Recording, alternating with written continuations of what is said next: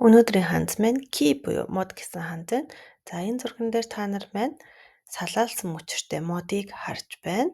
Тэгэхээр энэ мод гэсэн бит зүйлсийн маань хандс маань болохоор дараах байдлаар хандс нь байдаг байх нэ.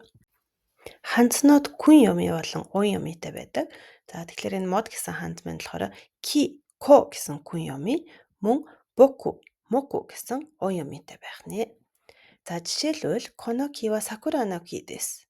Энэ мод бол сакураны мод байна. Гэхэд кигээр уншигдаж байна. Харин Кокаге де Sukoshi yasumimashou. Модны сүүдэрт жоохон амарцгаая гэхэд когоор уншигдаж байна. Мод гэсэн ханд маань уян юмыгоор моку гэж уншигддаг. За жишээлбэл Niwano taimoku kirimashita. Хашааныхаа том модыг огтлсон гэсэн үг байна.